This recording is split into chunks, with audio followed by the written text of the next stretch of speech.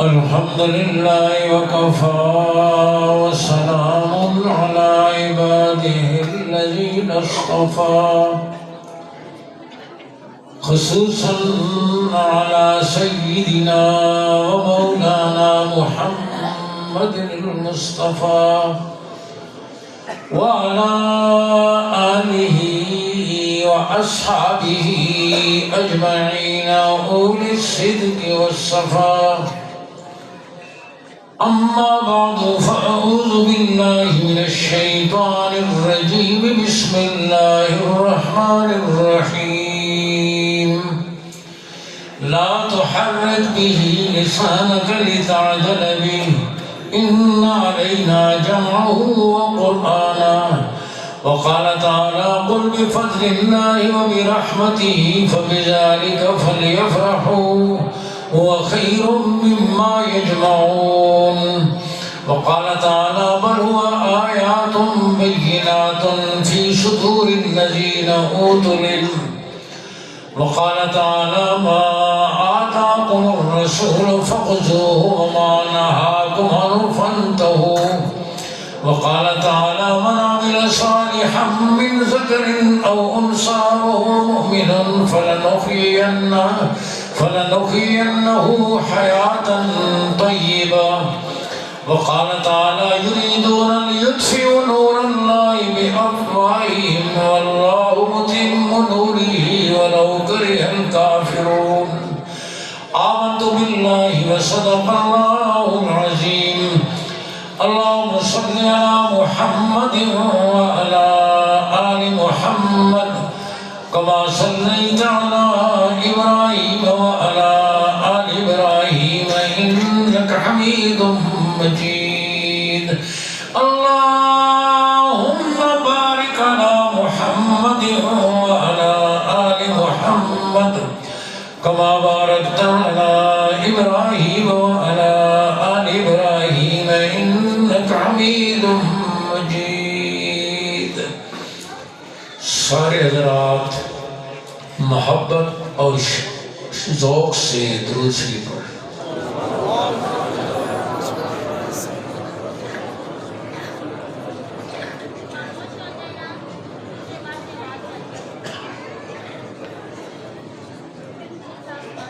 قابل صد کرام و تکریم حضرات علماء کرام، محترم و مکرم استاذ العلماء، جامع المحاسن، پیکر اخلاق، پیر طریقت حضرت اقدس حضرت شیخ الحدیث حضرت مولانا فیض الدین صاحب دامت فیوزہم، مدینہ منورہ سے تشریف لائے ہوئے ہمارے معزز مہمان فضیلت الشیخ جامع المحاسن حضرت شیخ الحدیث حافظ الحدیث حضرت مولانا عطا محمد صاحب حفظہ اللہ، دیگر علماء کرام، میرے بزرگوں، بھائیوں، عزیزوں اور میری پردہ نشین بہنوں اور بیٹیوں، میں شکر گزار ہوں. ادھر ادھر نہ دیکھیں، یہ کام نہیں سکتا. میں تو ساتھ دیکھنا ہے تو اس کی دور دیکھتے تھے. بعد میں آپ کو 5 منٹ دیں گے، سارے ایک دوسرے کو اچھی طرح دیکھ لیں. علماء فرماتے ہیں حضور صلی اللہ علیہ وسلم کی ارشادات کا سننا ایسے ہے جیسے آپ حضور کی مجلس میں بیٹھے ہو. حضور صلی اللہ علیہ وسلم کی مجلس میں بیٹھے ہو، آپ کی طرف دیکھتے ہیں، آنے جانے والے کو دیکھتے ہیں، تو تماشا نہ بنائیں، پوری توجہ اور عظمت کے ساتھ سنیں. آنے جانے والوں کو، اٹھنے بیٹھنے والوں کو مت دیکھیں. پھر درود شریف پڑھ لیں، اور جس نے درود شریف پڑھا ہے تھوڑا تھوڑا آگے تشریف لیں، تھوڑا آگے تشریف لیں. جو پچھلے حصے میں لوگ کھڑے ہوئے ہیں ان سے میری درخواست ہے کہ وہ بھی آگے جگہ بنے تو آگے تھوڑا آگے دیں. یہاں اس لکیر تک آگے آ جائیں، آگے آ جائیں، آگے. وہ حضرات بھی جگہ بن جائے تو آگے تشریف لے آئیں. اور میری بہنیں اور بیٹیاں جو تشریف فرما ہیں، خاموشی کے ساتھ بچوں کو بھی خاموش کرائیں اور خود بھی خاموشی کے ساتھ تشریف رکھیں، ورنہ میں وہ پھر ایک واقعہ سناؤں گا اگر مستورات خاموش نہیں ہوگی۔ 1960 کے بعد ٹرنک بازار میں امیر شریعت سید عطا اللہ شاہ بخاری رحمہ اللہ کی تقریر تھی۔ ایک طرف مردوں کا مجمع تھا، ایک طرف مستورات کا، جیسے یہاں، اور مستورات کے مجمع سے مسلسل باتوں کی آواز آ رہی تھی، اور عورتیں دو بھی اکٹھی بیٹھیں اور چپ کر کے بیٹھیں، یہ دنیا کا سب سے بڑا جھوٹ ہے۔ آپ مرد بیٹھیں ادھر ادھر تو دیکھتے ہیں لیکن باتیں نہیں کرتے۔ اسٹیج سیکرٹری مسلسل اپیل کر رہے، خاموشی کی اثر ہی نہیں ہو رہا۔ امیر شریعت اپنی نشست سے اٹھ کر مائک پر تشریف لائے اور ایک جملہ ارشاد فرمایا اتنا بھاری بھرکم کہ عورتوں کے مجمع پر سناٹا چھا گیا۔ فرمانے لگے تم نے ہمیں جنت سے نکلوایا ہے، یہاں سے بھی نکلواؤ گی؟ جو ابا جان نے پھل کھایا تھا، اماں جان کے مشورے سے کھایا تھا نا، اس کی طرف اشارہ فرمایا، تو عورتوں کے مجمع پر سناٹا چھا گیا۔ تو میری بہنوں اور بیٹیوں سے درخواست ہے، اپنے گھروں کے کام چھوڑ کر بہت قربانی سے تشریف لائی ہیں، اللہ آپ کی تشریف آوری کو قبول فرمائے اور پورے اطمینان سے تشریف رکھیں۔ پھر درود شریف پڑھیں۔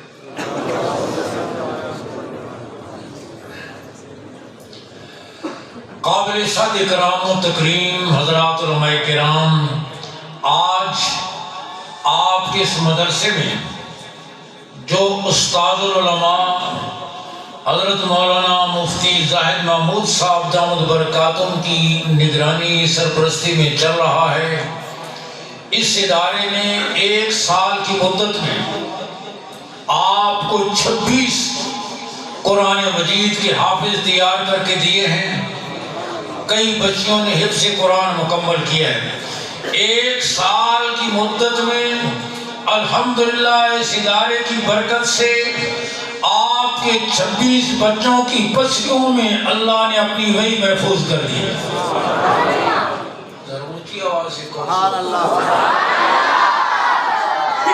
اگر میں یہی کہتا نا کہ بیریا ٹاؤن میں خبر لے کر آیا ہوں، بیریا ٹاؤن میں آپ سب کو پلاٹ مل رہا ہے، چھوٹے بڑے جتنے بیٹھ، سب کی تھکن دور ہو جاتی، چہرے پر بشاشت آ جاتی، مسکراہٹیں آ جاتی، ملتا نہ ملتا بعد میں ایک دفعہ تو آپ خوش ہو جاتے۔ آپ کے اسی اڈیالہ روڈ پر ایک وزیر صاحب آئے اور انہوں نے اعلان کیا اس گلی کی پلی کے لیے میں 3 لاکھ روپے دوں گا۔ ایک ریڈیو والا اٹھا، اس نے کہا میں 5 لاکھ دوں گا۔ لوگوں نے کہا تو کہاں سے دے گا؟ اس کے اس کڑے دینا لینا تو اس میں بھی نہیں ہے، اس نے بھی خالی اعلان ہی کیا ہے تو میں اسے بڑا اعلان کیوں نہ کر دوں؟ وہاں تو جھوٹے اعلانوں پر خوش ہو جاتے ہیں، اور یہ سچا اعلان ہے۔ اس ادارے نے، ان مدرسین نے ان بوریوں اور چٹائیوں پر بیٹھ کر روکھی سوکھی کھا کر 1 سال کی مدت میں آپ کو قرآن مجید کے 26 حافظ تیار کر کے دیے۔ تو الحمدللہ کسی باپ کے لیے، کسی ماں کے لیے اس سے بڑھ کر کوئی اعزاز نہیں ہو سکتا۔ اللہ ان کی زندگی میں، ان کی اولاد کی بستیوں میں اپنی وحی محفوظ کر دے۔ اور میرے دوستو، یہ برکت ہے ان دینی مدارس کی۔ کسی حال میں ان علماء نے اپنا کام نہیں چھوڑا۔ ادھر دیکھو کیا پیچھے نہیں ہے آپ کو؟ حضرت مجمع آگے کروا لیں، اوپر جگہ ختم ہوگی مستورات کے لیے۔ آگے آ جائیں، یہاں آ جائیں اور آگے کر لیں۔ میں نے کہا یہ آپ کی ریڈ لائن نہ ہوگی، آگے ہو جائے، آگے ہو جائے، چادر پر ہے۔ آگے آ جائیں، آگے آ جائیں ماشاء اللہ، اور آگے آ جائیں۔ سیدت رحمت اللہ سے کیا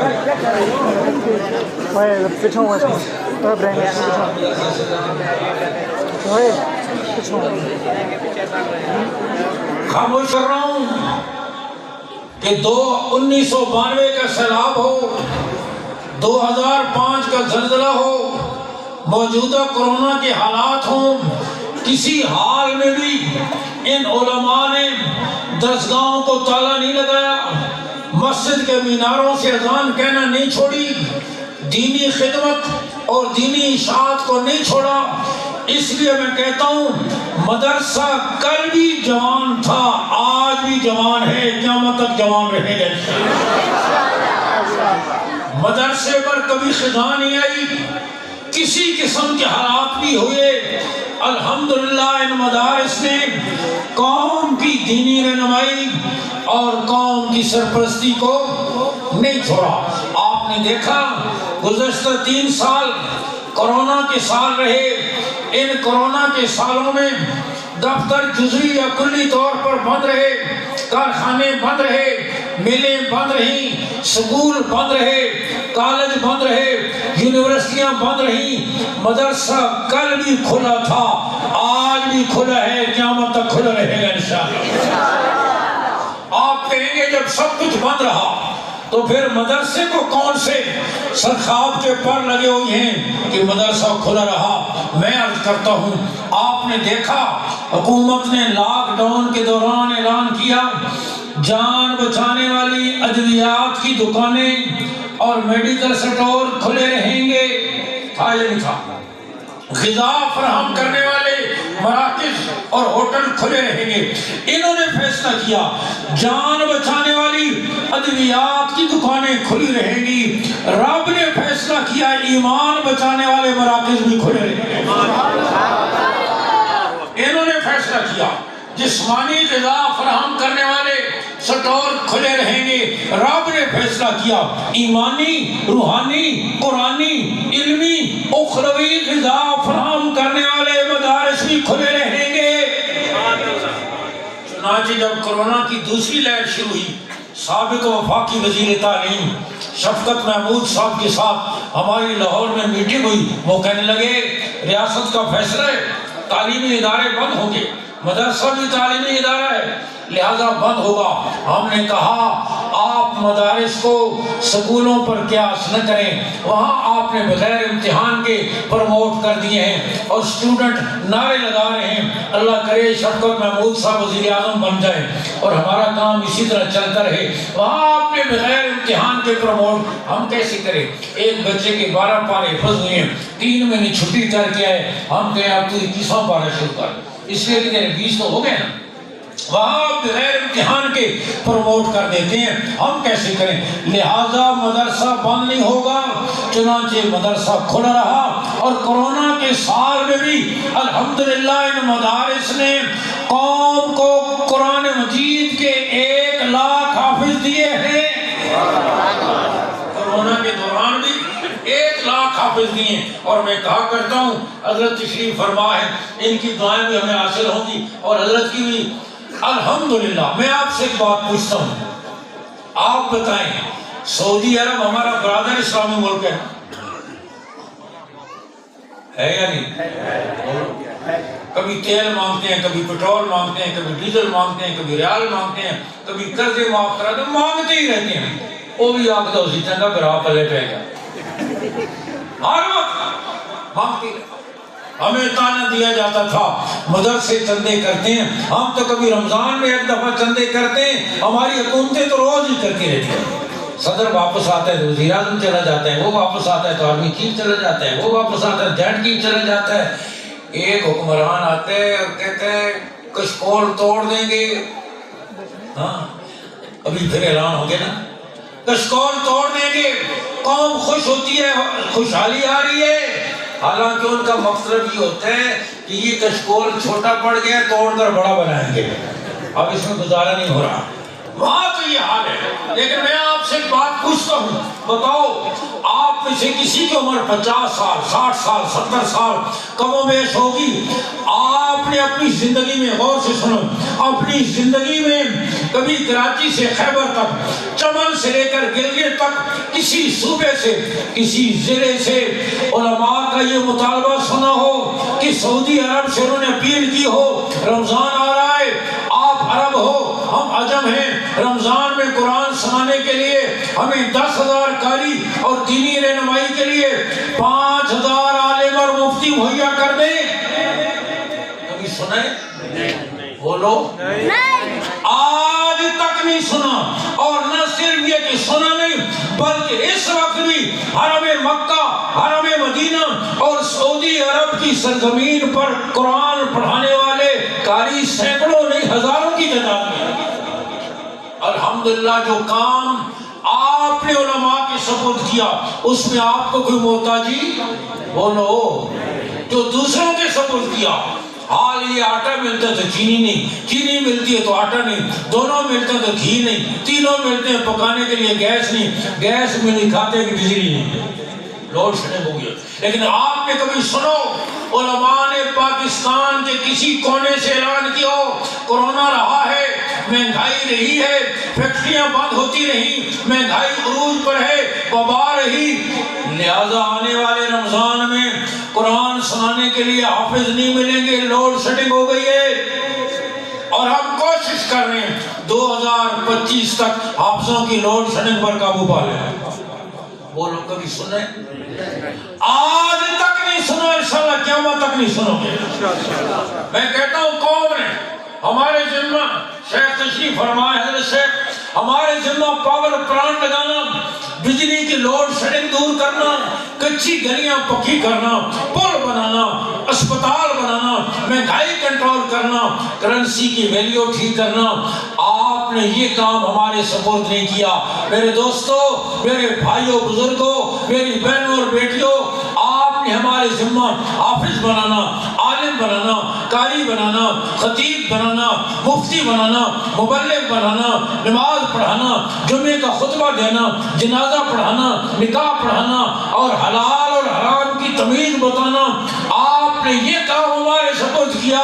مسلمانوں، اللہ کے گھر میں باوضو بیٹھے ہو، بتاؤ علماء نے روکھی سوکھی کھا کر چپڑاسی سے کم تنخواہ پہ گزارا کر کے مسجد کے کسی تنگ حجرے میں بیٹھ کر قوم کی دینی ضرورت کو پورا کیے ہیں یا نہیں؟ اونچی آواز سے کو آواز کھڑے کر ضرورت پورا۔ ہمارے کام میں آپ کو کوئی محتاجی بولو، کوئی پریشانی، کوئی پسماندگی، کسی سے کوئی مانگنا نہیں۔ جڑا کام تسی نہیں سپرد کر دیو نا علماء، وہ بھی کر کے دیکھو، انشاءاللہ پاکستان ترقی کی معراج پر پہنچے انشاءاللہ۔ ادھر سے تو آپ نے نا استاد وہ کتا سامنے نے بہت تو ادھر کے آ گئے۔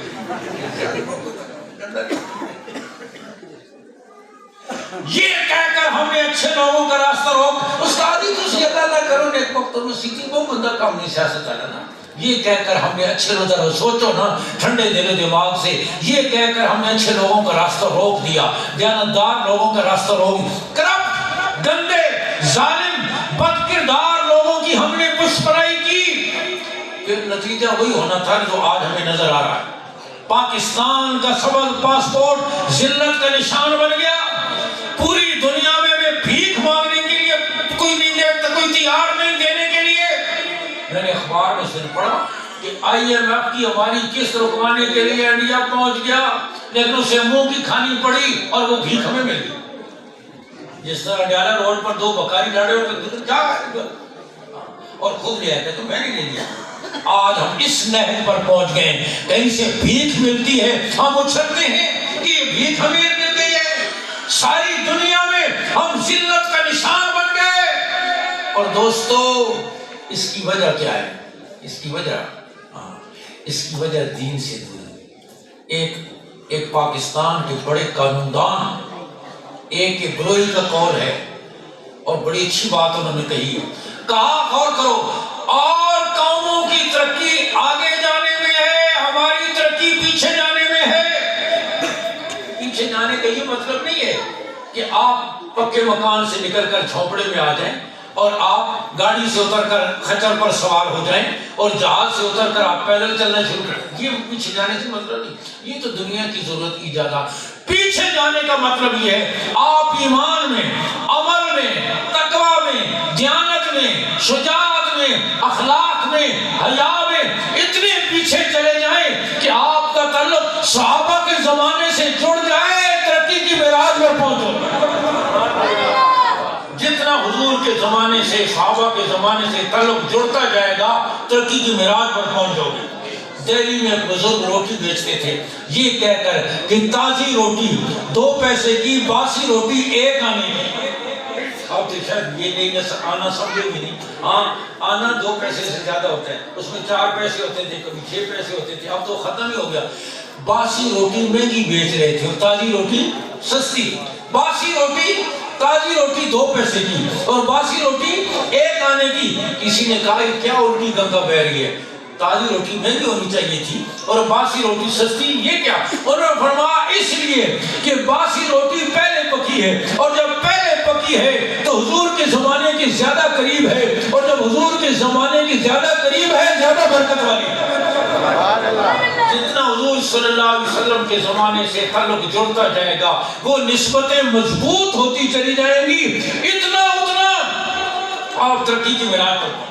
اس لیے میں نے ضمن یہ بات آ گئی تو میں نے عرض کر دی, اس کو بھی آپ دیکھیں. جو کام آپ نے علماء کے سپرد کیا اس میں آپ کو انہوں نے محتاج بغیر وسائل کے, حکومت کا 1 روپیہ خرچ نہیں ہوتا.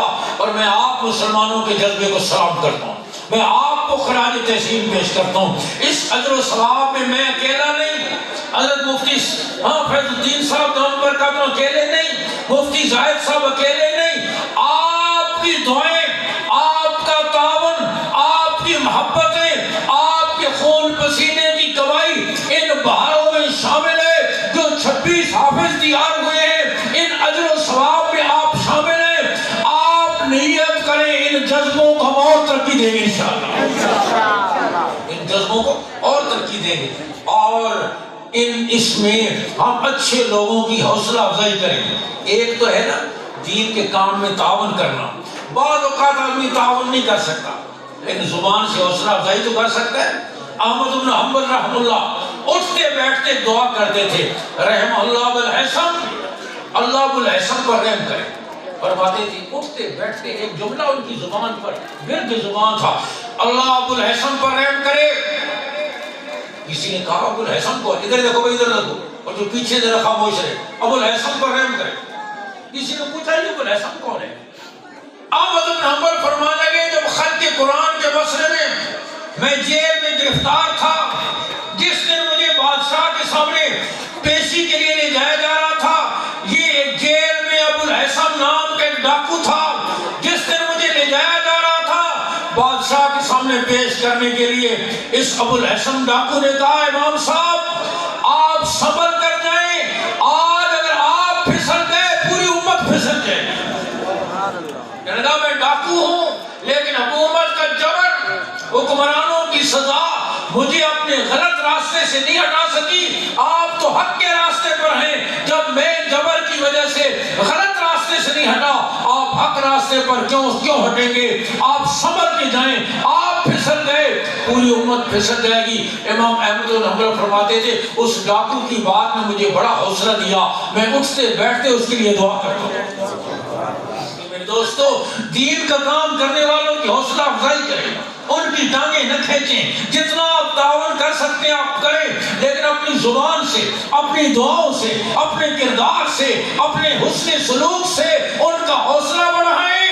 انشاءاللہ آپ بھی پڑھنے پڑھانے والوں کے ساتھ اجر و ثواب میں برابر کے شریک ہوں. میں عرض کر رہا ہوں آج 26 بچوں کے سینوں میں اللہ نے اپنی وحی محفوظ کی. میں ان بچوں کے والدین کو, ان کے خاندانوں کو, آپ ان کے اساتذہ کو, آپ تمام اہل علاقہ کو مبارکباد پیش کرتا ہوں. اللہ نے آپ کو یہ رحمتوں کا خزانہ, یہ مدرسہ دیا ہے. مدرسہ مقناطیس ہے رحمتوں کو کھینچنے کے لیے, ڈھال ہے عذابوں کو دور کرنے کے لیے. اسلام آباد کے ایک مدرسے میں سوئٹزرلینڈ کی خاتون سفیر آ گئی, کرسچین تھی مسلمان نہ تھی. ایک حفظ کی درسگاہ میں اس کو لے جایا گیا, 10 منٹ کھڑی سنتی رہی, بچے قرآن پڑھ رہے ہیں. پھر کہنے لگی بچے کیا پڑھ رہے ہیں؟ بتایا گیا ہماری مقدس کتاب ہولی بک قرآن پڑھ رہے ہیں. آپ نے کیا محسوس کیا ہے؟ اس نے کہا میں تو عربی نہیں سمجھتی اور یہ بھی معلوم نہیں کہ کیا پڑھ رہے ہیں, لیکن میری زندگی کے 50 سال گزر گئے عیش و عشرت میں, مجھے وہ سکون نصیب نہیں ہوا جو ان 10 منٹ میں نصیب ہوا.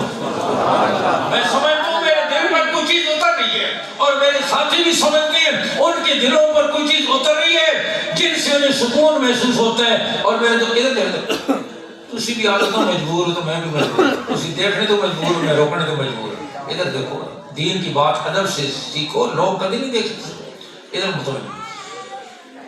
کہا احمد بن محمد رحمۃ اللہ نے اس کی بات میں مجھے بڑا حوصلہ دیا.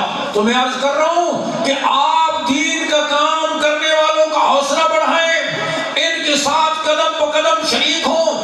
آج پوری دنیا کا کفر، گورا انگریز بھی، ان کی روحانی نسل کالا انگریز بھی ایڑی چوٹی کا زور لگا کر مسلمان کا تعلق مسجد سے، مدرسے سے، داڑھی سے، پگڑی سے، برقعے سے، پردے سے توڑنا چاہتا ہے.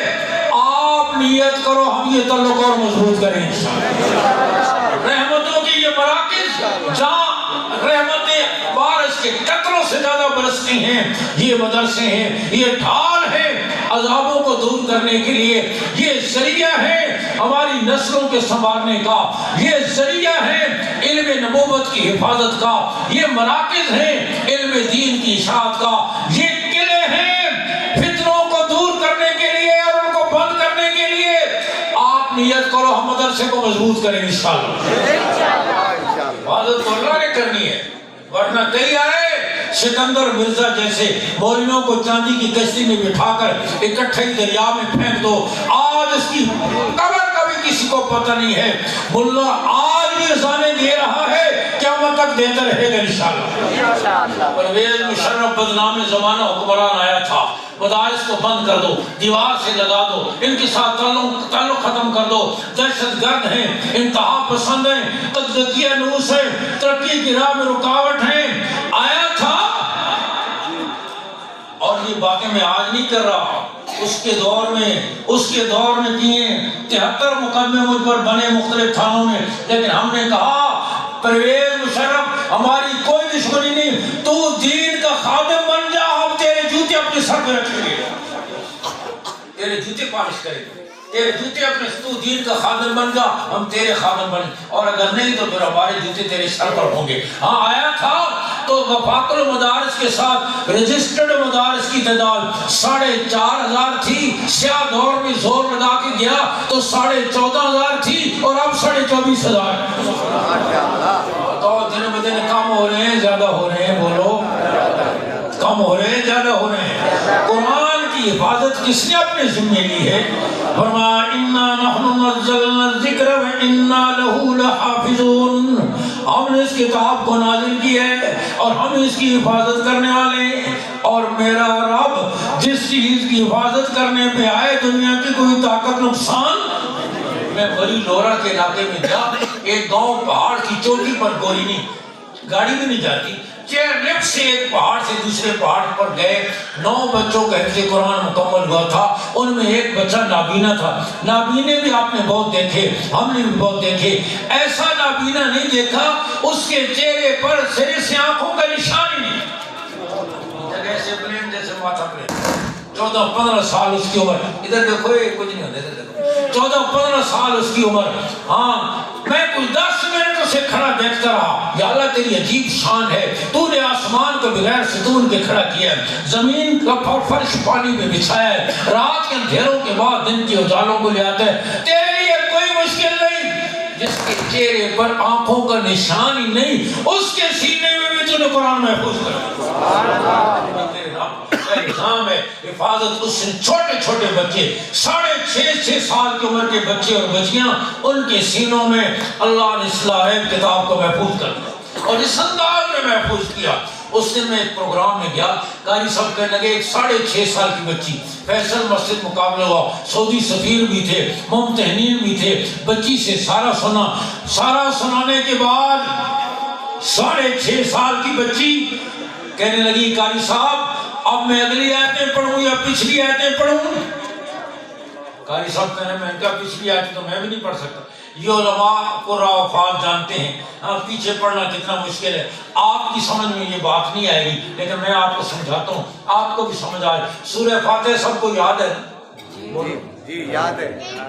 صراط الذین انعمت علیہم پڑھو ذرا پیچھے، آگے نہیں. سورہ اخلاص سب کو یاد ہے نا؟ مرم یقلو کوہن پڑھو ذرا پیچھے. ہو سکتا ہے 5 منٹ سوچ کر کوئی ایک آیت پڑھ لیں، لیکن پیچھے پڑھنا آسان نہیں. لیکن وہ 6.5 سال کی بچی ہے، جس روانی سے آگے پڑھنا جانتی ہے اسی روانی سے پیچھے پڑھنا بھی جانتی ہے. اور پروگرام میں سے گئے، قاری صاحب کہنے لگے ہم نے ایک بچے کو پیچھے پڑھا، پچھلی ہے پچھلی اس سے پچھلی اس سے پچھلی پیچھے پڑھانا شروع کیا. ادھر سے کمپیوٹر پر آیتیں ریورس کرنا شروع کر دی، کمپیوٹر پیچھے رہ گیا، وہ بچہ آگے نکل گیا. قرآن کی حفاظت کا نظام نہیں ہے تو اور کیا ہے؟ فرمایا انا نحن نزلنا الذکر و انا لہ لحافظون. بعض اوقات اتنی عمر کا بچہ قرآن یاد کر جاتا ہے، بچی قرآن یاد کر جاتی ہے کہ اگر ترازو کے ایک پلڑے میں اس بچے کو رکھا جائے، دوسرے پلڑے میں بڑی جلد والا قرآن مجید رکھا جائے، شاید اس بچے کا وزن مجلد قرآن کریم سے کم ہو جائے، لیکن اتنے چھوٹے سے سینوں میں بھی اللہ اس کتاب کو محفوظ کر رہے ہیں. قرآن مجید کا میں تعزیز نعمت کے طور پر عرض کر رہا ہوں، اور اپنی بہنوں اور بیٹیوں کو شوق دلانے کے لیے الحمدللہ میری 4 بیٹیاں، چاروں قرآن کی حافظ ہیں. سب نے 7 سال کی عمر میں قرآن یاد کر لیا تھا. میں کہتا ہوں قرآن کا اعجاز ہے، اتنی عمر کے بچے یاد کر جاتے ہیں. ہماری ایک بچی چھوٹی سی، اس کا قرآن مجید ختم ہونے والا تھا، جاتی قاری صاحب کو سبق سنا کر واپس آ جاتی. اس کی بڑی بہن اسے کہنے لگی تیرے تو مزے ہیں، جاتی اور سبق سنا کر فوراً آ جاتی. ہم تو جب پڑھتے تھے قاری صاحب چھٹی نہیں دیتے تھے. وہ بڑی معصومیت سے اپنی بڑی بہن سے کہنے لگی بچو جی اس وقت قرآن بھی اتنا مشکل نہیں ہوتا تھا، یہ میرا قرآن پڑھوں تو میں پتہ چلے کتنا مشکل ہے. اب اس کو یہ تو نہیں پتا کہ یہ وہی قرآن ہے یا کوئی اور قرآن، اتنی چھوٹی عمر. لیکن جس دن ختم ہوا قاری صاحب نے کہا تجھے چھٹی تب ملے گی ایک دن میں پورا قرآن مجید سناؤ، صبح سے لے کر عشاء تک، دوپہر کو 1 گھنٹہ اور عصر کے بعد 1 گھنٹہ چھٹی کر کے رات 10 بجے تک ایک دن میں پورا قرآن سنایا. پورے قرآن میں ایک غلطی نہیں ہے. اعجاز ہے. ان علینا جمعہ و قرآن، اس کو سینوں میں محفوظ کرنا میرے رب نے فرمایا میرے ذمہ. ثم ان علینا بیان. اور پھر آپ نے دیکھا ہے یہ منظر رمضان میں دیکھتے ہیں، عام طور پر قرآن سنانے والے قاری صاحب ذرا بڑی عمر کے ہوتے ہیں، پیچھے جو سامنے ہوتا ہے ذرا کم عمر کا ہوتا ہے، 12 سال 14 سال. بڑے بھاری بھرکم قاری صاحب، جاہو جلال والے قاری صاحب قرآن سنا رہے ہیں. قرآن پڑھتے پڑھتے انہوں نے یہ آیت پڑھی وَالسَّارِقُ وَالسَّارِقَةُ فَاقْطَعُوا أَيْدِيَهُمَا جَزَاءً بِمَا كَسَبَا نَكَالًا مِّنَ اللَّهِ وَاللَّهُ غَفُورٌ رَحِيمٌ. بچہ پیچھے اپنی معصوم سی آواز میں بولتا اللہ عزیز حکیم. قاری صاحب نے کوئی توجہ ہی نہیں دی کہ پیچھے بھی کوئی بول رہا ہے. انہوں نے پھر پڑھا وَالسَّارِقُ وَالسَّارِقَةُ فَاقْطَعُوا أَيْدِيَهُمَا جَزَاءً بِمَا كَسَبَا نَكَالًا مِّنَ اللَّهِ وَاللَّهُ غَفُورٌ رَحِيمٌ. بچہ پھر بول اللہ عزیز حکیم. قاری صاحب نے پھر کوئی توجہ نہیں دی. اب تو وہ بچہ قاری صاحب پر حملہ آوری ہو گیا، ساتھ ساتھ کام بھی رہے، پتہ نہیں نماز کے بعد میرے ساتھ کیا ہوگا. لیکن وہ حملہ واللہ عزیز حکیم واللہ عزیز حکیم واللہ عزیز حکیم. جب تک قاری صاحب نے ٹھیک نہیں کیا آگے نہیں جانے دیا. بتاؤ آسمان کے چھت کے نیچے کسی قرآن کے علاوہ کسی اور کتاب کی حفاظت ہے؟ نہیں. بہت بڑے شیخ، بہت بڑے استاد، بہت بڑے قاری مصلی پر کھڑے قرآن سنا رہے ہیں، پیچھے 10 سال بچہ سن رہو. استاد غلطی کرے، شیخ غلطی کرے، پیچھے 10 سال بچہ روکے گا ٹوکے گا، زبان حال سے کہے گا حضرت آپ کی ساری عظمتیں اپنی جگہ لیکن قرآن تو میں غلط نہیں پڑھنے دوں گا. جب تک ٹھیک نہیں کرے گا آگے نہیں جانے. بتاؤ اس دھرتی پر قرآن کے علاوہ کسی کتاب کی حفاظت ہے؟ چھوٹے چھوٹے سینوں میں، اور پھر یہ معمولی دولت نہیں. آج میرے دوستوں صحیح مانو، ثواب ہم ضرور سمجھتے ہیں، قدر بھی کرتے ہیں، لیکن قرآن کی جو قدر کرنی چاہیے تھی وہ نہیں کرتے. میں آپ سے ایک بات پوچھتا ہوں، جو قرآن مجید یاد کر جائے اس کو کیا کہتے ہیں؟ کیا کہتے ہیں؟ حافظ کا کیا معنی ہے؟ حفاظت کرنا. جیسے سیکورٹی گارڈ ہوتا ہے نا، اس کو کیا کہتے ہیں؟ حافظ. جس کی حفاظت کی جا رہی ہے اسے کہتے ہیں محفوظ. صدر صاحب کا گارڈ حافظ ہے، صدر صاحب محفوظ ہیں. وزیر صاحب کا گارڈ حافظ ہے، وزیر صاحب محفوظ. اب دیکھو قرآن کیا کہتے ہیں اِنَّا نَحْنُ نَزَّلْنَا الذِّكْرَ وَإِنَّا لَهُ لَحَافِظُونَ. حافظون، حافظ کی جمع ہے. اِنَّا نَحْنُ نَزَّلْنَا الذِّكْرَ وَإِنَّا لَهُ لَحَافِظُونَ. میرا رب کہتا ہے قرآن ہم نے نازل نازل کی ہے اور اصل تو حافظ ہم ہی ہیں. یا اللہ تیری مخلوق میں سے چھوٹے چھوٹے بچے, تیری محبوب کی امت کے چھوٹے چھوٹے بچے, مفتی زاہد صاحب کے مدرسے کے چھوٹے چھوٹے بچے جن کی پسیوں میں قرآن محفوظ ہو جائے, انہیں بھی تو حافظ کہا جاتا ہے نا.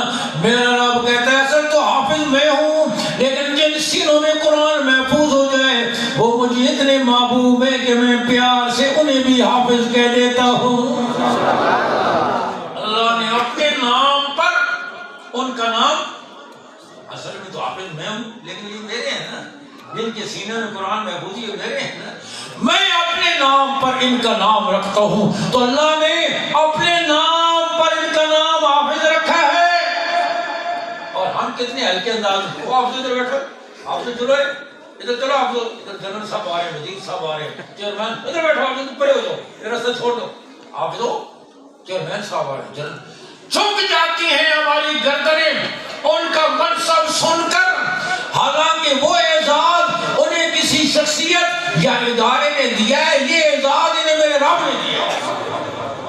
وہ اعزاز موت پر, ریٹائرمنٹ پر ختم ہو جائے گا, دوسرے دن اسی دفتر میں جائے کوئی چپڑا سے بھی نہیں پوچھتا, ہاں, یا موت پر ختم ہو جائے گا. لیکن یہ اعزاز قبر میں بھی ساتھ جائے گا, حشر میں بھی ساتھ جائے گا. جس دن تیری اے ٹی ایم مشینیں جواب دے جائیں گی, جس دن چیک بکیں اڑ جائیں گی, جس دن بینک بیلنس ختم ہو جائے گا, تیری اولاد کی یہ قرآن والی دولت, چودھری صاحب, ملک صاحب, راجہ صاحب, یہ دولت تو جس دن کام, تو کس دھوکے میں پڑا ہوا ہے. یہ دولتیں ساتھ جانے والی نہیں, دھوکہ ہے دھوکہ.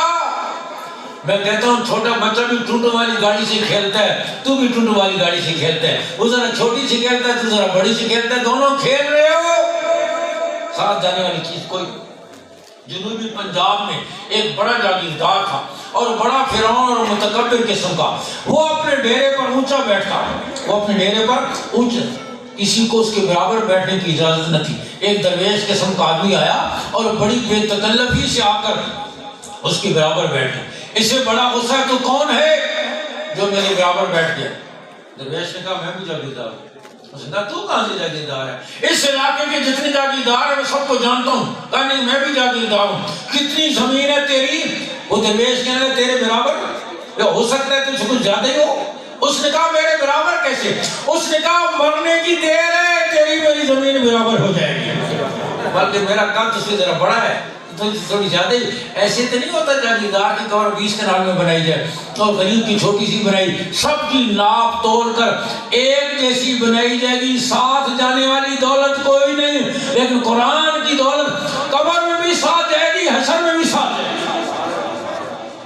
اللہ رب العزت حافظ قرآن سے فرمائیں گے پڑھتا جا اور جنت کے درجوں پر چڑھتا جا.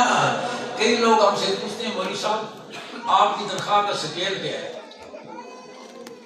میں کہتا ہوں ہماری تنخواہ کسی سکیل میں نہیں آتی, یا کوئی سکیل ہماری تنخواہ میں نہیں آتا. ہم تو وظیفے پر چل رہے ہیں, ایمان پر خاتمہ ہو گیا تو سکیل اور گریڈ تو میرا رب میدان حشر میں ہے. دنیا میں تو وہ کسی بادشاہ نے اعلان کیا نا, جو میرے ہاتھی کو رلا کے میں اس کو نام دوں. بڑے بڑے لوگ آئے, دردناک قصے سنائے, لیکن ہاتھی ٹس سے بس نہیں ہوا. کوئی ایک مولوی صاحب دور کوئی 8 مقام سے بھی آگے یا بکی سے بھی آگے آئے, ہاتھی کے کان میں اپنے مختصر سی بات کی اور ہاتھی کی آنکھیں برسات کی چھڑی کی طرح برسنے لگیں, ٹپ ٹپ اس کی آنکھوں سے آنسو گرنے لگے. خیر بادشاہ نے نام تو دیا, لیکن مولوی صاحب سے پوچھا آپ نے کیا دردناک کہانی سنائی تھی ہاتھی کو, اس کا دل بھی پسیج گیا. کہنے لگے میں نے کان میں اس کو اپنی تنخواہ بتائی. تنخواہ سن کر ہاتھی کا دل بھی پسیج گیا, توڑا پھر بھی نہیں پسیجا. مولوی کے استادی یہ جیکٹ کتوں ماری نہیں بادشاہ, تو بڑے چٹے کپڑے باندھے ہو جی. ہاں آج ہمارا حال یہ ہے, لیکن اس کے باوجود الحمدللہ اس ملا نے پوری دنیا میں آپ کا وقار بلند کیا. پوری عرب دنیا مل کر قرآن کے اتنے حافظ تیار نہیں کرتی جتنے اکیلے پاکستان میں ہوتے. اور پھر دوستوں غور کرو یہ کتنی بڑی دولت ہے, ان کے سینوں میں اللہ نے کتنی. میں آپ سے پوچھتا ہوں یہ کپ ہے نا, اس میں پانی ہو تو اس کی قیمت اور ہوگی, اس میں دودھ ڈال دیں تو قیمت اور ہو جائے گی، اس میں دیسی گھی ڈال دیں تو قیمت اور ہو جائے گی، اس میں شہد ڈال دیں تو قیمت۔ علماء تو ضرب مضروب سے اس کو تعبیر کرنے میں آسانی کے لیے آپ کو سمجھا رہا ہوں، برتن میں جتنی چیز قیمتی ہوتی ہے وہ برتن بھی اتنا قیمتی بنتا جاتا ہے۔ یہ میری چادر ہے نا، اس چادر میں اگر میں کنکر لپیٹ دوں، پتھر، اس کی قیمت اور ہوگی، اس میں چکوال کی ریوڑیاں ڈال دوں، اس میں قیمت اور ہوگی، اس میں مٹھائی ڈال دوں، اس کی قیمت اور ہوگی، اس کی قیمت، اس میں لوہے کے ٹکڑے ڈال دوں، قیمت اور ہوگی، چاندی کے ڈال دوں اور ہوگی، اور سونے کے کڑے ڈال دوں، قیمت اور ہوگی۔ ہاں، اور آپ جب ڈالتے ہیں سونے کے زیور کسی کپڑے میں لپیٹتے ہیں اور پھر اس کو کسی اور تھیلی میں ڈالتے ہیں، پھر چھوٹے سے پرس میں ڈالتے ہیں، پھر چھوٹے بکسے میں ڈالتے ہیں، یہ چھوٹے بکسے میں کتنے رکھ دو؟ بسنوں والی کتنا لپیٹتے ہیں قیمتی چیز۔ اسی لیے کسی مولوی صاحب نے کہا کیوں عورت کو پردہ کراتے ہو؟ انہوں نے کہا کچرا پھینک دیا جاتا ہے، قیمتی چیز لپیٹ کے رکھی جاتی ہے، قیمتی چیز تو لپیٹ۔ تو میں کہتا ہوں برتن میں جتنی چیز قیمتی آتی جاتی ہے وہ برتن، اللہ نے ان حفاظ کے سینوں کو برتن بنایا ہے اپنی لاریب کلام کے لیے۔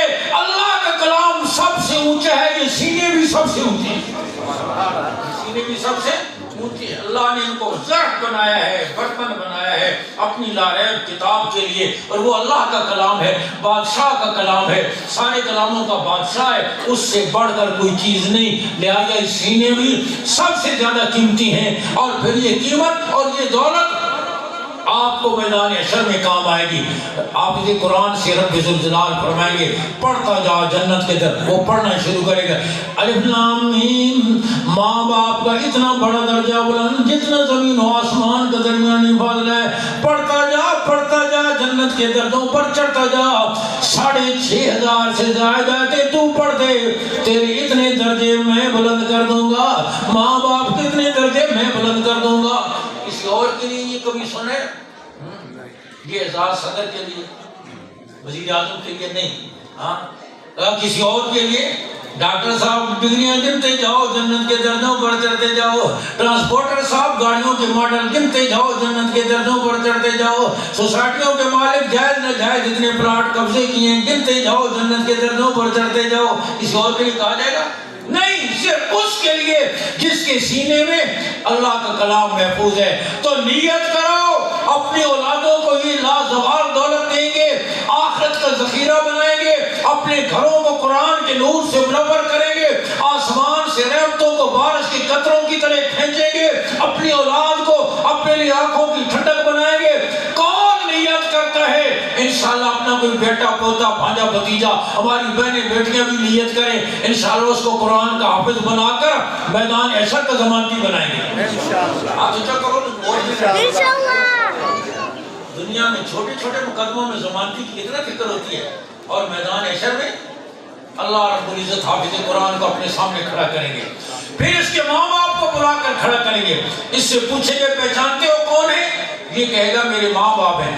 اللہ فرمائیں گے ان کے گناہوں کی وجہ سے ان پر جہنم واجب ہو چکی تھی، لیکن تو میرا محبوب ہے، تیرے سینے میں میری کتاب محفوظ ہے، میں تجھے اختیار دیتا ہوں اپنے والدین اور اپنے خاندان کے 10 آدمی جن کو چاہو چن کر جنت میں لے جاؤ۔ آپ سے قرآن کھڑا ہوگا، دادا جان ادھر آؤ، دادی جان ادھر آؤ، نانی جان ادھر آؤ، چچا جان ادھر آؤ، ماموں جان ادھر آؤ، او حاجی صاحب ہمیں روٹیاں پہنچانے والے تم بھی ادھر آؤ، آؤ میں تم سب کو سمیٹ کر جنت میں لے جاؤں۔ کتنا مزہ آئے گا۔ باہر ملک سے لوگ آتے ہیں نا الٹا سیدھا سامان لے کر، یہاں پر رنگ بڑا ہوتا ہے، پتہ نہیں کسٹمر والے کیا سلوک کریں گے۔ اگر کوئی مل جائے نا جاننے والا اور بغیر سامان کھولے گرین چینل سے باہر نکال دے، باہر نکل کر اتنا خوش ہوتا ہے جیسے جنت کا ٹکٹ مل گیا، او ملک صاحب مل گئے، سر پھر سامان کھولا ہی نہیں، گرین چینل باہر نکل، یہاں تو گرین چینل سے باہر نکل آئے اتنا خوش ہوتا ہے، وہاں گرین چینل سے سیدھا جنت میں چلا جائے کتنا مزہ آئے گا۔ تو اس کے لیے انتظام کرنا چاہیے یا نہیں کرنا چاہیے؟ اتنی سختی والا دن جس دن سب کچھ ہاتھ سے نکل جائے گا، پکی نیت کر کے جاؤ کہ انشاءاللہ اپنی اولادوں کو قرآن کی دولت سے انشاءاللہ منور کریں گے، انشاءاللہ مالا مال کریں گے انشاءاللہ۔ اور اگلی بات بھی عرض کروں، سب نے نیت کر لی ہے نا، ہاتھ کھڑا کرو ذرا. آپ تو خیر اس علاقے کے لوگ بڑی ہمت والے لوگ ہیں، آپ سے تو ایسی توقع نہیں ہے، لیکن عام طور پر میں لوگوں کو کہتا ہوں نا، ہم مرد حضرات اور گھر جاؤ سو نا جڑیں مڑ کے جائے. گھر میں جو ہوم سیکرٹری بیٹھا ہوا ہے نا وزارت داخلہ، وہ کہے گی پہلے تو آپ کہہ ہی نہیں سکیں گے، جب ہمت کر کے کہہ دیے خیالی پھر طارق محمود کا مدرسے نہیں تھا، استاد نے بڑا زور ہے، وہ کھانسی تو چلا جائے استاد چلے. ہاں ایک کھانسی کتوں میں لو، ہاں اندر چور یہ ہوتا ہے. اور میں آپ کو بتاؤں اللہ کے گھر میں بیٹھا ہوں، علماء تشریف فرما ہے سب، جس عزت سے میرا رب ہمیں کھلاتا ہے آپ اس کا تصور بھی نہیں کر سکتے. آپ کو گریڈ 20 یا 22 کیوں نہ ہو اور ہماری جیب خالی کیوں نہ ہو، جس عزت سے میرا رب ہمیں کھلاتا ہے آپ اس کا تصور بھی نہیں کر سکتے. ہمارا مدرسہ ہے تمیال کیمپ میں. تمیال کیمپ تاجروں کا علاقہ ہے نا. کیمپ کے لفظ سے آپ کو سمجھ آ رہی ہوگی تاجروں کا علاقہ ہے نا. او بھائی کیمپ کہاں ہوتا ہے؟ وہ کون کس کا علاقہ ہوتا ہے؟ فوجیوں کا علاقہ ہوتا ہے. وہ بھی ریٹائر سوبیدار شام کو سستی سبزی 22 نمبر ڈھونڈ رہے ہوتے ہیں. اور ایک دن کا خرچہ ہمارا 1 لاکھ روپے ایک دن کا، اور اللہ سب کو کھلا رہا ہے، اور موٹا گوشت نہیں چھوٹا گوشت کھلا رہا ہے. ہاں میں کہتا ہوں ہمارے یہاں جو بکرے آتے ہیں وہ بھی لینڈ کروزر پر چڑھ کر آتے ہیں. سیٹ صاحب نے صبح گاڑی نے آگے جز ہوا، ٹائر پھٹ گیا، ڈرائیور سب کا صدقہ نہیں کی تھی، کہتے ہیں یاد ہی نہ، چل بکرا لے گاڑی میں ڈال، سیدھا مدرسے پہنچ. گاڑی رکتی ہے، دروازہ کھلتا ہے، بکرا بڑی شان سے نیچے اترتا ہے، طالب علم پھر پہنچ جاتا ہے. ہمارا مسئلہ ہی نہیں. ایک کمشنر صاحب ہمارے بڑے خیر خواہ بن گئے، مولوی صاحب میں ہوں آپ کے خیر خواہ ہیں، کوئی شک نہیں آپ ہمارے خیر خواہ ہیں. ہم یہ چاہتے ہیں کہ آپ اپنے پاؤں پر کھڑے ہو جائیں. میں تو اپنے پاؤں پر کھڑا ہوں، آپ کے پاؤں پر تو نہیں کھڑا. نہیں، ہمارا مقصد یہ ہے آپ کی نظر دوسروں کی جیبوں پر نہ ہو. تو الحمدللہ ہماری نظر دوسروں کی جیبوں پر نہیں ہوتی. فرق یہ ہے آپ دوسروں کی جیبوں سے جرمانوں کے ذریعے، ٹیکسوں کے ذریعے، ریونیو کے ذریعے زبردستی نکالتے ہیں. ہمیں لوگ خود آ کر پیش کرتے ہیں اور ہم قبول کرنے کی شکریہ بھی ادا کرتے ہیں.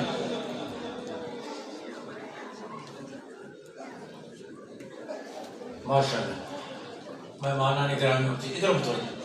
میں نے کہا الحمدللہ ہمارے یہاں لوگ، یہ میری تنخواہ میرے خیال میں 20,000 ہوگی یا 25,000 ہوگی مسجد مدرسے سے، وہ بھی کئی سال میں 2-3 دفعہ ملتی ہے اور یاد بھی نہیں ہے کتنی ہے، اتنی سے زیادہ. ایک بار میری گاڑی کھڑی ہے 70-80 لاکھ. آپ کہیں گے تنخواہ مولوی صاحب تھوڑی 70 ہاں 20-25,000 دی گڈی پہ چلے گی، پھر فون یوں کر دیا مدرسے سے پیسے کھانے نہیں فوراً فتویٰ مدرسے کتوں. ساری تنقید کرنے والے بھی نہیں ہوتے نا، کچھ دینے والے بھی تو ہوتے ہیں. ادھر متوجہ. میں ایک سفر سے واپس آیا پنجاب سے، ہمارے دوست ابھی تک کوئی ان سے ملاقات بھی نہیں، ان پر بات ہوتی ہے. ان کا پاکستان ایک مدرسہ ہے، اس بارے میں مجھ سے رہنمائی دیتے رہتے ہیں. کہنے لگے آپ کہاں سے آ رہے ہیں؟ میں کہا ریم یار خان سے. آپ کیسے سفر کرتے ہیں؟ میں کہا میرے پاس گاڑی کی چیز میں سفر کرتا ہوں. کہا میں چاہتا ہوں آپ کو اچھی سے اچھی گاڑی خرید کر دیں. میں نے کہا مجھے نہیں ضرورت اور مجھے شوق بھی نہیں ہے. میں پورے پنجاب کے 8,000 مدرسوں کا ذمہ دار ہوں، یہ میرا موبائل ہے اور میں اس کو دباتا رہتا ہوں، کبھی ملتا ہے نمبر کبھی نہیں ملتا. میں نے کہا مجھے شوق نہیں ہے، گاڑی کا بھی شوق نہیں ہے، یہ ہے راستے میں خراب نہ کرے بس اتنا، باقی ماڈل نہیں. میں نے کہا مجھے نہیں شوق، نہ مجھے ضرورت ہے، میری گاڑی ٹھیک. کہا آپ کو ضرورت نہیں ہے، آپ کا یہ احسان ہوگا کہ میری اس درخواست کو قبول کر کے مجھ سے گاڑی قبول کر لیں. میری ضرورت ہے، آپ کی ضرورت نہیں ہے. آپ دین کی نسبت سے ہر جگہ جائیں گے تو مجھے ثواب ملے گا. زبردستی بغیر میری کسی طلب کے، بغیر کسی میرے تصور اور خیال کے انہوں نے خرید کر دی. آپ بتاؤ یہ کس کی برکت ہے؟ میرے رب کے قرآن اور دین کی برکت. نعرہ تکبیر، شان رسالت، ادارے ختم نبوت، صحابہ، عظمت قرآن، عظمت قرآن. نعرہ تکبیر. آپ کہتے ہیں کھائے گا کہاں سے؟ ہمارے بارہا حکومتوں سے مذاکرات ہوتے ہیں، جرنیلوں سے، صدر سے، وہ ہمیں جال پھینکتے رہتے ہیں، ہم تنخواہیں دیں گے، یہ کریں گے وہ، تاکہ کسی طرح ہم ان کو اپنے ٹریپ میں لائیں. جال میں پھر جو دین ہم کہیں وہ دین پڑھائیں. ہم کہیں دن کے وقت کے رات ہے، یہ کہیں گے بالکل آج تو بہت ستارے چمک رہے ہیں. رات کو کہیں کہ دن ہے تو آج تو بڑی سخت دھوپ ہے. جس کو ہم حلال کہیں یا حلال کریں یا ہم نے کہا یہ نہیں ہو سکتا. ہم اللہ کا دین پڑھائیں گے، مٹھی مٹھی آٹے کی جمع کریں گے، پیسہ پیسہ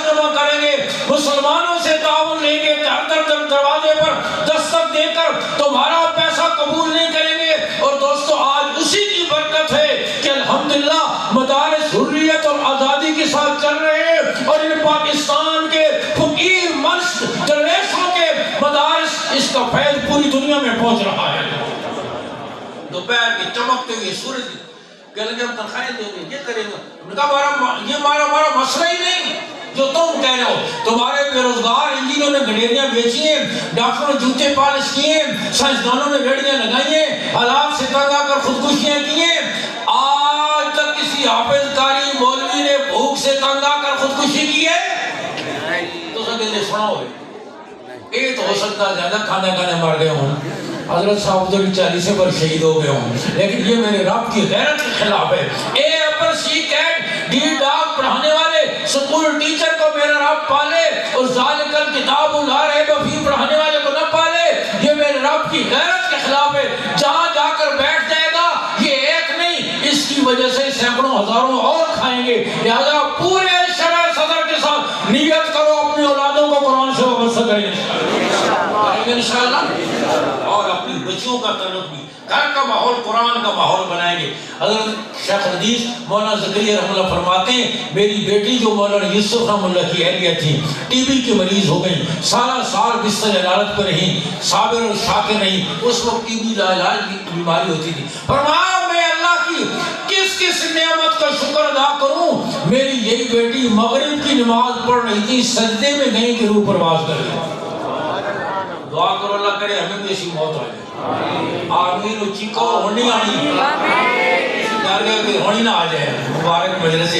ایک بزرگ کہنے کے مسجد نبی شریف میں بیٹھا تھا، نوجوان دوڑتا حضرت دعا کر لے اللہ مدینے کی موت دے دے۔ میں نے کبھی ابھی نہیں کرنی، ابھی تو میں نے شادی کرنی ہے، بعد میں جا کر دعا کرو اللہ مدینے کی بھی سچی محبت نصیب فرمائے، مدینے والے کی بھی سچی محبت نصیب فرمائے۔ آج کے موقع پر ایک ساتھی نے مدینہ منورہ میں ہماری عشاء کے بعد کھانے کی دعوت کی، میں ایک ساتھی کو لے کر گیا، کھانا کھایا۔ کھانے کے بعد کہنے کا آپ کی رہائش دور نہیں، گاڑی کی ضرورت گلیوں میں چلے جائیں پہنچ جائیں۔ اللہ کی شان ہم گلیوں میں داخل ہو گئے، پھرتے رہے، رہائش ہی نہیں ملے۔ 1 گھنٹہ گزر گیا، میرا وہ ساتھی پریشان ہو گیا، کہنے 1 گھنٹہ ہو گیا ہے رہائش ہی نہیں ملی۔ میں نے کہا پھر کی ہو گیا؟ پاکستان تو بڑھیا ناتا پڑتا سے مدینے جاؤں، راستہ بھول جاؤں، کبھی واپس نہ ہوں۔ ہاں اب اسے 1 گھنٹے ہو گیا، اتنا پریشان ہو گیا۔ دعا کرو اللہ مدینے کی سچی محبت نصیب فرمایا۔ خالی خلی نعرے نہیں، مدینے والے کی ایک ادا پر اللہ بھر مٹنے کی توفیق نصیب فرمائے، اس کی لائی ہوئی زندگی پر بھر مٹنے کی توفیق دے، اور اللہ کرے سجدہ کرتے ہوئے موت آ جائے، طواف کرتے ہوئے موت آ جائے، مدینے میں آ جائے، تلاوت کرتے ہوئے موت آ جائے، کہیں پٹیرے لڑاتے ہوئے، کتے لڑاتے ہوئے، تاش کھیلتے ہوئے، بری موت اور برے خاتمے سے اللہ بچائے۔ ہمیشہ اس کی دعا کیا کرو۔ اب بیٹی سجدے میں گئی، روح پرواز۔ اس کے بعد اس عظیم باپ نے، اور شیخ الحدیث مولانا زکریا کوئی معمولی آدمی نہیں، اس دور کے غزالی اور رازی ہیں، شبلی اور جنید بغدادی ہیں، قطب الاقطاب ہیں، علم و عمل کے آفتاب و مہتاب ہیں۔ اس عظیم باپ نے اپنی بیٹی کے انتقال پر ایک جملہ لکھا اور عجیب لکھا۔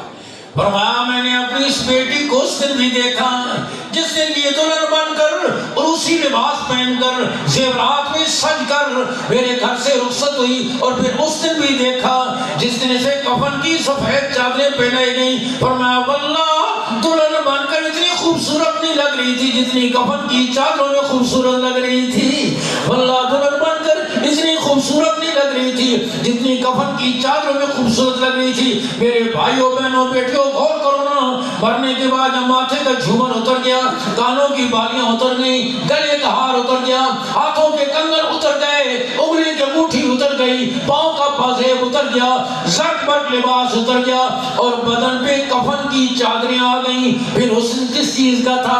ایمان کا تھا نا، تقوی کا تھا، نماز کا تھا، تلاوت کا تھا، صبر کا تھا، شکر کا تھا، حیا کا تھا، عفت کا تھا۔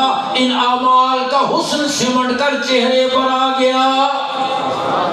دعا کرو اللہ بیٹیوں کو یہ دولتیں دینے کی توفیق، گھروں کا ماحول، اللہ قرآن کا ماحول۔ اور آخری بات میں عرض کر رہا ہوں، اللہ ہمیں قرآن سے تعلق نصیب فرمائے، قرآن والوں سے تعلق نصیب فرمائے، علماء سے تعلق نصیب فرمائے۔ آپ میرے بھائیوں بزرگوں، میرے بہنوں اور بیٹیوں، دین کے ماحول سے، مدرسے سے، علماء کے ماحول سے جڑے رہو گے ہماری نسلیں فتنوں سے بچیں۔ یہ دور فتنوں کا دور ہے۔ حضور صلی اللہ علیہ وسلم نے فرمایا وقت آئے گا تاریک رات کی طرح فتنے آئیں گے، یصبح الرجل مومنا ویمسی کافرا، آدمی صبح مومن ہوگا شام کو کافر ہوگا، شام کو مومن ہوگا صبح کافر ہوگا، یبیع دینہ بعرض من الدنیا، دنیا کے 4 ٹکوں کی خاطر دین کو بیچ ڈالے گا۔ آج نہیں بیچا جا رہا، عدالت میں نہیں بیچ رہا، گواہ جھوٹی گواہی دے کر دین نہیں بیچ رہا، جج غلط فیصلے کر کے دین کو نہیں بیچ رہا، دکاندار ملاوٹ کر کے دین کو نہیں بیچ رہا۔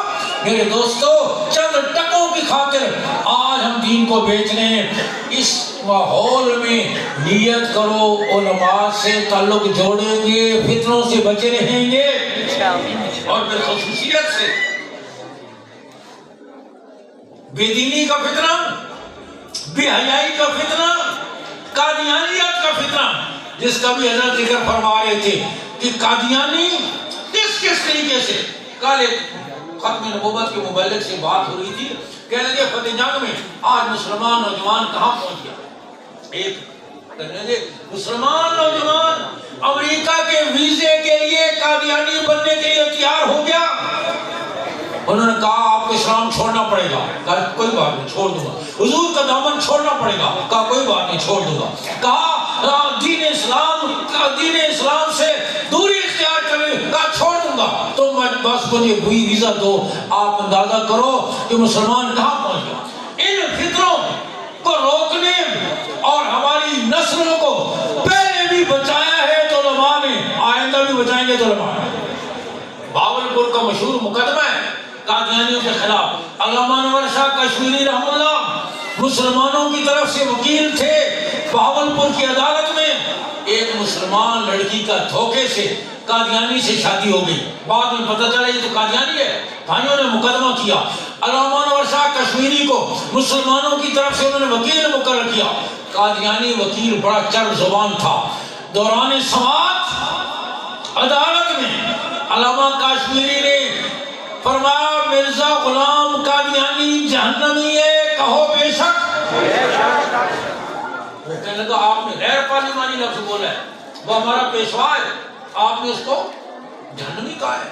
علامہ کشمیری پر عجیب کیفیت آئی، فرمایا جج صاحب آپ بھی آنکھیں بند کر دیں، اراکین عدالت آپ بھی آنکھیں بند کر لیں، اگر یہی کھڑے کھڑے میں مرزے کو جہنم میں جلتا ہوا نہ دکھاؤں میں اپنا مذہب چھوڑ دوں گا۔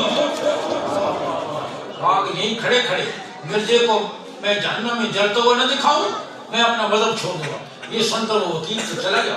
ساتھ ایک طالب علم تھا، طالب علم تو عجیب ہوتے ہیں، کہنے لگا حضرت اگر وہ کہہ دیتا کہ دکھا نہیں تو پھر، کہنے لگا بے وقوف وہاں انور شاہ نہیں کھڑا ہوا تھا، حضور کا وکیل کھڑا ہوا تھا، میں دکھا دیتا اس کو۔ یہ بڑے بڑے فتنے آئے، ان علماء نے ان کو روکا۔ اور میرے دوستو یہ قادیانیت کا فتنہ یہ ناسور ہے، ناسور۔ حضور صلی اللہ علیہ وسلم کے دامن سے چھڑا کر وہ مرزا لعین کے ساتھ تعلق جوڑنا اور اپنا آخری سہارا جو حضور صلی اللہ علیہ وسلم کی ذات کا ہے اس سے دور کرنا، اس سے بڑی بدبختی اور بدنصیبی اور کوئی نہیں سوچ سکتی۔ یہ وہ عقیدہ ہے، آخری بات کہہ رہا ہوں، جس عقیدے کے تحفظ کے لیے صحابہ نے جانیں قربان کی۔ آج کا نوجوان تو میں کہہ رہا ہوں امریکہ کے گرین کارڈ کے لیے قادیانی ہونے کو قبول کر رہا ہے، اور وہاں کیا حال تھا؟ مسلمان کذاب نے نبوت کا جھوٹا دعویٰ کیا۔ غور کرو کیا مائیں تھیں، کیا اور ماؤں کی کوکھ سے جنم دینے والے بیٹے تھے۔ آپ صلی اللہ علیہ وسلم نے نوجوان انصاری صحابی حبیب انصاری کو بھیجا، جو مسلموں کو دعوت دو۔ مسلمان کذاب کہنے لگا مجھے نبی مانتے ہو؟